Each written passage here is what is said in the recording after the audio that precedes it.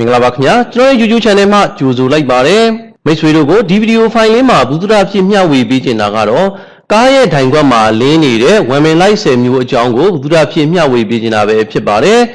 ်ကားရဲ့ဒိုင်ခွက်မှာတောက်ဖွင့်လိုက်တဲ့အချိန်မှာကတော့မီးပေါင်းစုံလင်းနေမှာပဲဖြစ်ပါတယ်ဆက်နိုးလိုက်တဲ့အချိန်မှာဆိုရင်တော့ကားရဲ့ဒိုင်ခွက်မှာမီးတွေကငြိမ်းနေရမှာပဲဖြစ်ပါတယ်ဥမာအနေနဲ့တန်း signal light ကိုဖွင့်လိုက်တဲ့ဘယ်ကွေ့မယ်ဆိုရင်တော့တန်း signal light ကဘယ်ဘက်ကိုပြနေမှာပဲဖြစ်ပါတယ်ဒီလိုပုံစံမျိုးလေးမြားကပြနေမှာပဲဖြစ်ပါတယ်တကယ်လို့ညာဘက်ကိုကွေ့မယ်ဆိုရင်တော့တန်း signal light ကိုညာဘက်ကိုဖိချလိုက်တယ်ဆိုရင်တော့ဒီလိုပုံစံမျိုးမီးကလင်းနေမှာပဲဖြစ်ပါတယ်ဒါအပြင်ကားကဆက်နိုးလိုက်တဲ့အချိန်အင်ဂျင်ကအေးနေတယ်ဆိုရင်တော့ဒီလိုပုံစံမျိုးလေးကူးလက်မီလေးကလင်းနေမှာပဲဖြစ်ပါတယ်ပြလဲလဲရောင်လေးလင်းနေမှာပဲဖြစ်ပါတယ်အင်ဂျင်ကသတ်မှတ်ထားတဲ့အပူချိန်ကိုရောက်နေတဲ့အခါမှာတော့အဲ့ဒီမီလေးကငြိမ်းသွားမှာပဲဖြစ်ပါတယ်တကယ်လို့ parking brake ဆွဲထားတဲ့အချိန်မှာဆိုရင်တော့ parking brake မီးကလင်းနေမှာပဲဖြစ်ပါတယ်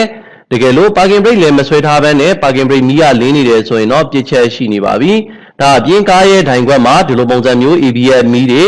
SRM မီးတွေအင်ဂျင်ဝိုင်မီးတွေလင်းနေတယ်ဆိုရင်တော့ပြစ်ချက်ရှိနေတာပဲဖြစ်ပါတယ်ဆက်နိုးလိုက်တဲ့အချိန်မှာကားရဲ့ဒိုင်ခွက်မှာမီးတစ်ခုခုလင်းနေပြီဆိုရင်တော့ဒါကပြစ်ချက်ရှိနေတာပဲဖြစ်ပါတယ်မိတ်ဆွေတို့ကိုဒီဗီဒီယိုဖိုင်လေးမှာကတော့ကားရဲ့ဒိုင်ခွက်မှာလင်းတဲ့ဝမ်မင်လိုက်10မျိုးအကြောင်းကိုဘူးသတာဖြစ်မျှဝေပေးချင်တာပဲဖြစ်ပါတယ်ဒါကတော့ဝမ်မင်လိုက်10မျိုးပဲဖြစ်ပါတယ်ခြားခြင်းဝမ်မင်လိုက်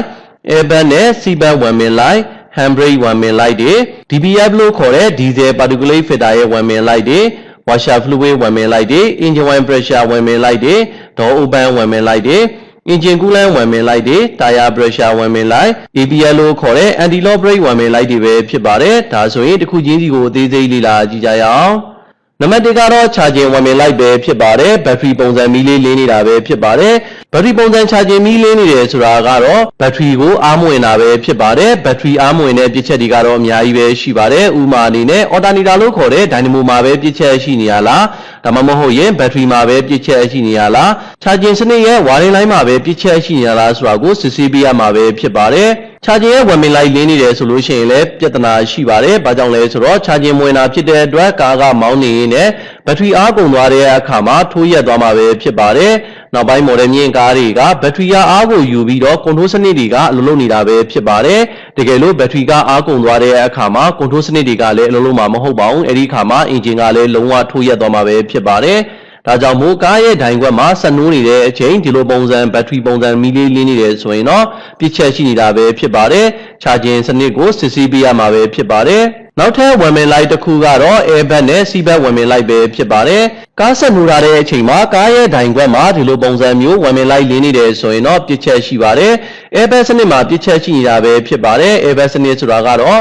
ကား accident ဖြစ်တဲ့အခါမှာကားမောင်းတဲ့သူကားပေါ်မှာစီးနင်းလိုက်ပါတဲ့သူတွေအတွက်ကို safety အတွက်ထည့်ထားတဲ့စနစ်တစ်ခုပဲဖြစ်ပါတယ်။ကားတိုက်တဲ့အခါမှာ airbag တွေကပွင့်တယ်။တကယ်လို့ဆက်နိုးထားတဲ့အချိန်မှာဒီလိုပုံစံ airbag မီးကလင်းနေတယ်ဆိုရင်တော့ကားတိုက်တာပဲဖြစ်ဖြစ် accident ဖြစ်တာပဲဖြစ်ဖြစ် airbag ကပွင့်မှာမဟုတ်ပါဘူး။ airbag ကအလုံးလုံးမှာမဟုတ်ပါဘူး။ဒါဆိုရင်လည်းပြစ်ချက်ရှိပါတယ်။အနေရရှိပါတယ်။ဒါကြောင့်မို့ဆက်နိုးထားတဲ့အချိန်မှာကားရဲ့ဒိုင်ခွက်မှာဒီလိုပုံစံ airbag ဝမ်မင်လိုက်လင်းနေတယ်ဆိုလို့ရှိရင်တော့ airbag စနစ်ကိုစစ်ဆေးပေးရမှာပဲဖြစ်ပါတယ်။ SRL airbag စနစ်ကိုစစ်ဆေးပေးရမှာပဲဖြစ်ပါတယ်။နောက်ထပ်ဝမ်မင်လိုက်တစ်ခုကတော့ seatbelt ဝမ်မင်လိုက်ပဲဖြစ်ပါတယ်။ဒါကတော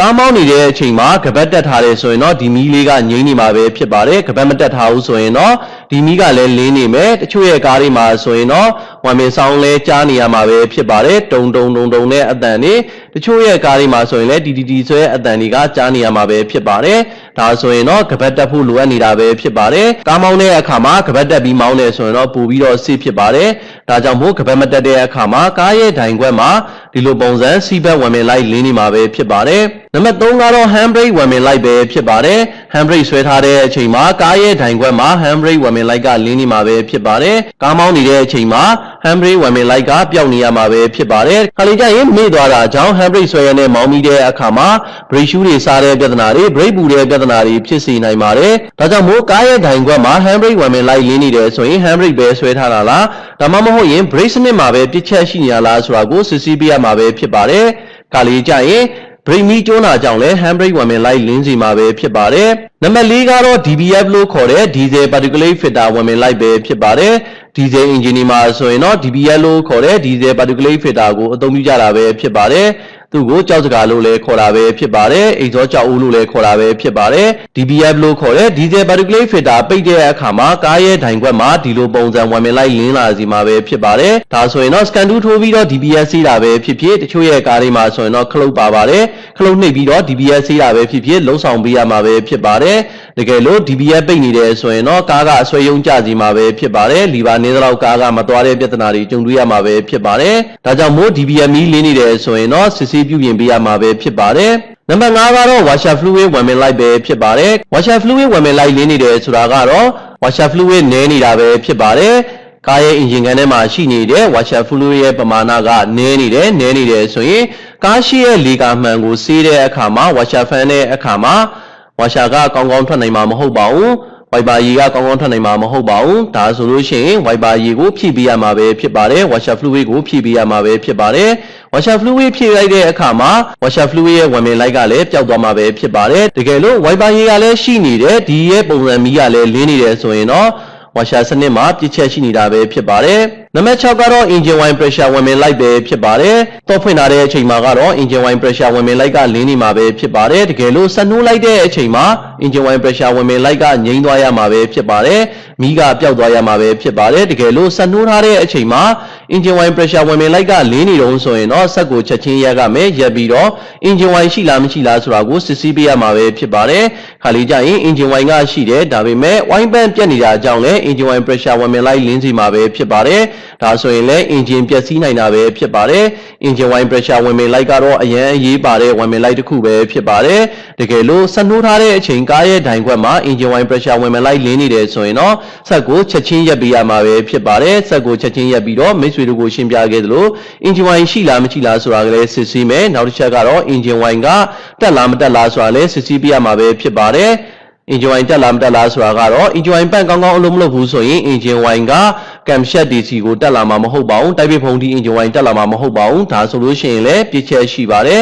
ဒါအပြင်သူ့ရဲ့ဝါရင်းစနစ်မှာပြည့်ချက်ရှိနေလားဆိုတာကိုလည်းစစ်ဆေးပြရမှာပဲဖြစ်ပါတယ်ခါလီကြရင် engine oil မီးကောင်းပြည့်ချက်ရှိတာကြောင့်လည်းဒီလိုပုံစံ engine oil pressure ဝင်မလိုက်လင်းစီမှာပဲဖြစ်ပါတယ်နံပါတ်9ကတော့ door open ဝင်မလိုက်ပဲဖြစ်ပါတယ်ဒါကတော့ကားတကားပွင့်တဲ့အချိန်မှာဆိုရင်ဒီပုံစံမီးလေးကကားရဲ့ဒိုင်ခွက်မှာလင်းနေမှာပဲဖြစ်ပါတယ်တချို့ရဲ့ကားတွေမှာဆိုရင်တော့ဒီလိုပုံစံမီးကတစ်ဖက်ပဲပွင့်တဲ့ပုံစံမီးလေးလင်းပါတယ်တချို့ရဲ့ကားတွေမှာဆိုရင်တော့ဒီလိုပုံစံတကားနှစ်ဖက်ပွင့်တဲ့ပုံစံမီးလေးလင်းတာပဲဖြစ်ပါတယ်တကယ်လို့ဒီလိုပုံစံမီးလေးကကားရဲ့ဒိုင်ခွက်မှာလင်းနေတယ်ဆိုရင်တော့ကားတကားတစ်ခုကမကြတာပဲဖြစ်ပါတယ်ဒရိုင်ဘာဆိုက်မှာရှိနေတဲ့တကားပါပဲမကြတာလားဒါမှမဟုတ်ရင်တကားလေးပေါက်လုံးမှာတစ်ခုခုကပဲမကြတာလားဒါမှမဟုတ်ရင်နောက်ဖုံးကပဲမကြတာလားဆိုတာကိုစစ်ဆေးပေးရမှာပဲဖြစ်ပါတယ်